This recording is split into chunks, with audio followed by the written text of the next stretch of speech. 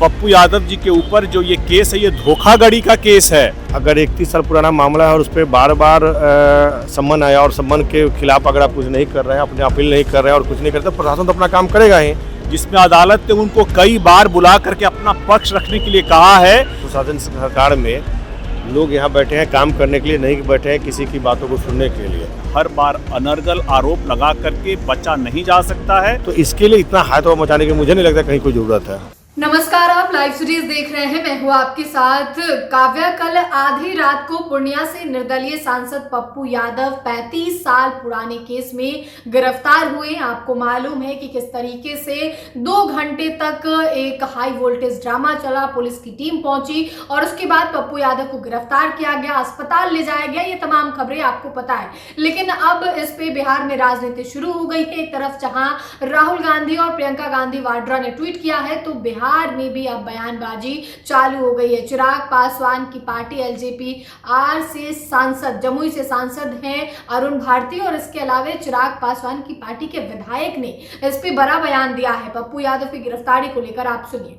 राहुल गांधी और प्रियंका गांधी ने ट्वीट करके कहा है कि सरकार बेटी की आवाज उठाने वाले को गिरफ्तार कर रही है। देखिए, जो भी मामले अगर है उस पर कहीं ना कहीं कानूनी प्रक्रिया के तहत काम चल रहा है और कानूनी प्रक्रिया में प्रशासन अपना काम कर रही है। और उनके ऊपर जो आरोप है वो 31 साल पुराना आरोप है और उस पर मेरा कहना है कि इस प्रकार की बातें कहीं से भी सही नहीं है। क्योंकि अगर 31 साल पुराना मामला है और उस पर बार बार सम्मन आया और सम्मन के खिलाफ अगर आप कुछ नहीं कर रहे हैं, अपने अपील नहीं कर रहे हैं और कुछ नहीं करते, तो प्रशासन तो अपना काम करेगा ही। तो इसके लिए इतना हाथ मचाने की मुझे नहीं लगता कहीं कोई ज़रूरत है। बड़ा आरोप लगाते हुए कहा है कि सम्राट चौधरी सब लोग मेरी हत्या करवाना चाहते हैं, सरकार पर बड़ा आरोप लगा। देखिए, इस आरोप का आप देखेंगे तो वो हमेशा जब भी कोई बात होती है तो डायरेक्ट वो हत्या का आरोप ही लगाते हैं। इसके पहले भी कोई पहली दफ़ा नहीं है, इसके पहले भी वो हमेशा इस बात को दोहराते आए हैं। तो कहीं ना कहीं सरकार, सुशासन सरकार में लोग यहाँ बैठे हैं काम करने के लिए, नहीं बैठे हैं किसी की बातों को सुनने के लिए।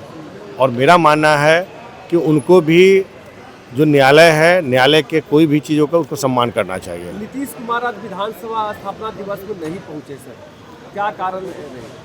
हम लोग थे विधानसभा में, माननीय संसदीय कार्य मंत्री विजय चौधरी बताएं हम लोग को कि माननीय मुख्यमंत्री जी का पहले से कुछ कार्यक्रम लगा हुआ था, इस कारण से वो नहीं आ पाए।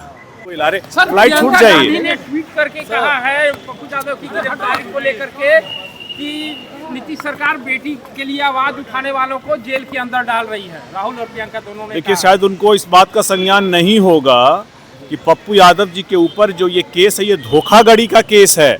जिसमें अदालत ने उनको कई बार बुला करके अपना पक्ष रखने के लिए कहा है। लगातार वो सांसद होने के तौर पर अपने आप को आम आदमी से ऊपर समझते थे, इसलिए अदालत के बार बार सम्मन जारी किए जाने के बाद भी वो नहीं पहुंचे। इसलिए अदालत का ये कानूनी प्रक्रिया है जिसके तहत उनको ले जाया गया है, और ताकि वो अदालत में अपना पक्ष रखेंगे। गिरफ्तार होने का मतलब कहीं से दोषी साबित नहीं होता है।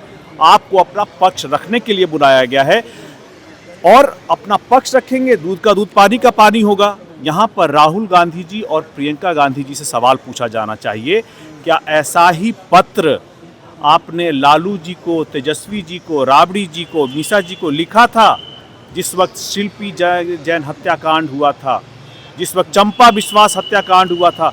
क्या आपने ऐसा पत्र उनको लिखा था? नहीं लिखा था, क्योंकि वो उस वक्त आपके सहयोगी दल थे और आप उस वक्त अपने सहयोगी दलों को बचाने का काम कर रहे थे। लेकिन सर, पप्पू यादव बड़ा आरोप लगा रहे हैं कि मेरी हत्या की साजिश कर रहे हैं सरकार के लोग। पप्पू यादव हमेशा हत्या का आरोप लगाते हैं।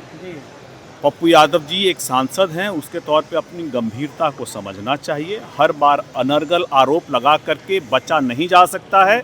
अगर आप इस देश के सांसद हैं तो आपको देश की संसदीय मर्यादा, लोकतांत्रिक मूल्य और कानूनी प्रक्रिया, न्यायिक प्रणाली को फॉलो करना पड़ेगा। आप उसके ऊपर नहीं हैं। अगर आपके ऊपर आरोप है तो आपको अदालत के सामने जाकर के जवाब देना पड़ेगा। आप अदालत के आदेशों का, सम्मन का उल्लंघन नहीं कर सकते हैं। लेकिन कह रहे थे 11 बजे रात को जिस तरह से अपराधी की तरह हमें अरेस्ट करने के लिए पुलिस आई, क्या हम अपराधी हैं? ये उनका आकलन है। पुलिस बकायदा नियम कानून के तहत ही गई थी उनके पास, जहां पर जा कर के उन्होंने जब वो अदालत के समक्ष सम्मन के लिए के साथ देने के बावजूद कई बार जब अदालत के सामने पेश नहीं हुए तो अदालत ने अपनी प्रक्रिया के तहत उनको अपने पास बुलाया है अपना पक्ष रखने के लिए। सर आप तो सांसद हैं सर, और जिस तरह से टैरिफ 18% कर दिया गया, विपक्ष के लोग कह रहे हैं कि किसानों को बरगलाने के लिए यह टैरिफ लाया गया है। देखिए, इसके बारे में अधिक जानकारी पीयूष गोयल जी ने अपने भाषण के माध्यम से दिया है। आपको यह जानने की ज़रूरत है कि आज के दिन में प्रधानमंत्री जी मोदी जी भारत को विश्व पटल पर दोबारा लेकर के आए हैं आर्थिक इसके हिसाब से, क्योंकि आज के दिन में फ्री ट्रेड अग्रीमेंट जितने भी देश कर रहे हैं सब भारत को एक बड़े बाजार देख करके उसी हिसाब से कर रहे हैं। और आज के दिन में ये जरूरी था कि किसी तरह से भारत विश्व के ग्लोबलाइज्ड मार्केट में जरूर आए, और आने वाले समय में हमारे नेता चिराग पासवान जी के मंत्रालय के माध्यम से भी फूड प्रोसेसिंग में जो कि बड़ा बाजार होता है उसमें आप हमारे नेता का इसमें उनका इन्वॉल्वमेंट और उनका पार्टिसिपेशन देख रहे होंगे। धन्यवाद।